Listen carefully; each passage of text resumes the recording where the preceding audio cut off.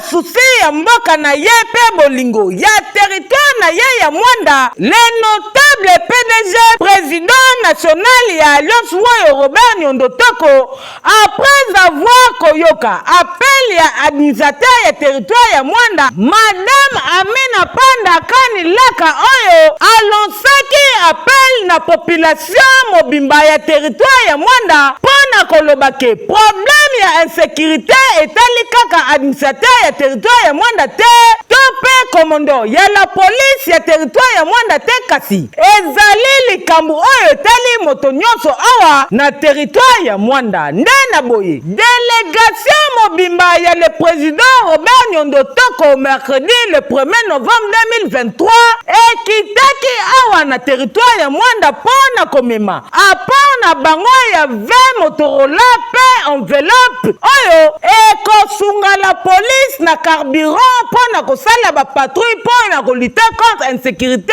awa na territoire ya Mwanda avec impact pe idéologie. C'était juste pour dire merci au président de l'Ali Woyo, M. Robert Nyondo Toko, parce que ce n'est pas la première fois, ça c'est la deuxième fois depuis que nous avons été nommés à la tête du territoire de Mwanda. Qu'ils puissent venir nous assister.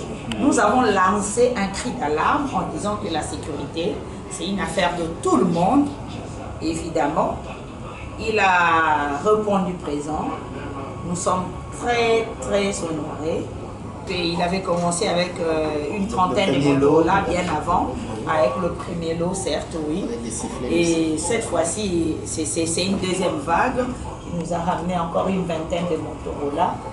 Et cette petite enveloppe, on va remettre aussi la PNC, peut-être pour le patrouillère et consorts, tout ça.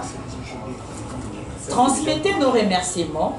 Et nous allons vous demander aussi si prochainement, quand vous viendrez, s'il y aura encore un autre lot, n'oubliez pas les sifflets par exemple. Ça aide aussi à remettre à la population, hein, pour certains qui n'auront pas accès à de Motorola et consorts.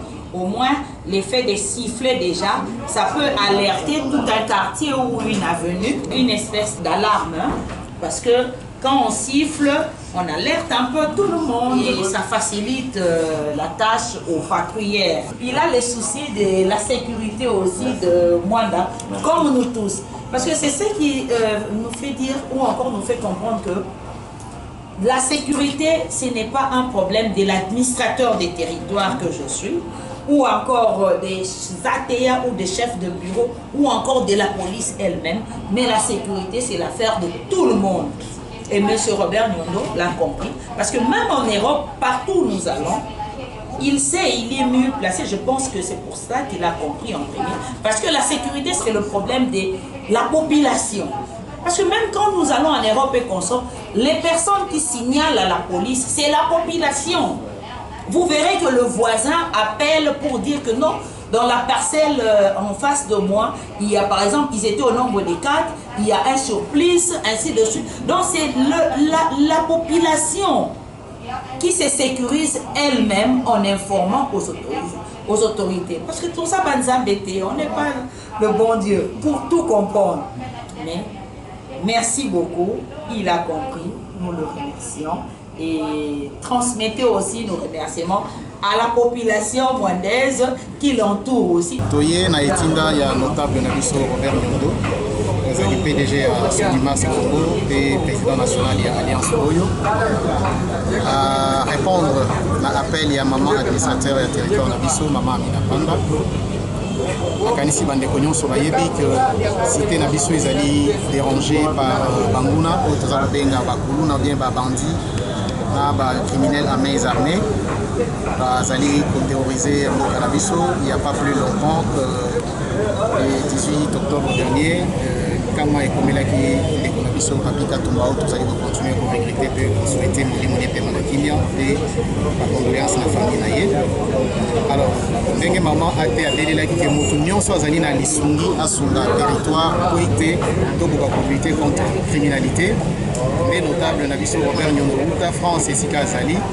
atindi biso toya ko remettre deuxième lot ya ba radio Motorola pour que ait facilité communication entre ba services nyonso oyo ezali ko travailler na makambo etali sécurité.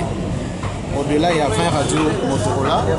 Le deuxième lot, parce que le premier lot, il y a déjà 30 pièces. Avec ce deuxième lot, il y a plus ou moins 50 radios Motorola. Pour que la distribuer, il y a responsable, il y a service, il y a sécurité, il y a chef de quartier. Pour base, la facilité à communiquer dans le temps où il y a mais à Tinda Gibiso, il y a remettre entre les mains, il y a un moment administrateur du territoire. Na moi enveloppe, moi pour permettre, ma somme à carburant pendant quelques jours. On a badji pour ça la patrie. Voilà, Tina, il y a présence na biso levé par maman côté. Topesi merci mingi na ndenga ya biso bien que ça qui programmé mais promptement tant que il a na biso, il a répondu na ya biso pe to tikedi. Voilà, rappeler pe na bande komisusu message ya notable Robert Nyondo ezali que likambo sécurité ezali kaka ya administrateur ya territoire ya moko ya commandant la police mais ezali likambo ya bana mwanda nyonso moto na lolenge na ye na makoki azali na yango à soutenir territoire à collaborer na la police pour que kimia ezonga na kati ya cité na biso totambola ndenge tomesana tolali na kimia tolamoki na kimia. Merci beaucoup. Bakonzi awa population ya territoire ya Mwanda basengi bocha mayele pa ba stratégie pour na problème o etali insécurité awa na territoire ya Mwanda po population balobi balemi po awa tina 6h du matin masasi ezobeta makokanisa ke awa tozali na est nzoka nde tozali na Congo central précisément na territoire ya Mwanda awa na territoire ya Mwanda tozalaka na défaillance ya basociété population bazosenga basociété ekota partout po awa mate eza mabe kitoko te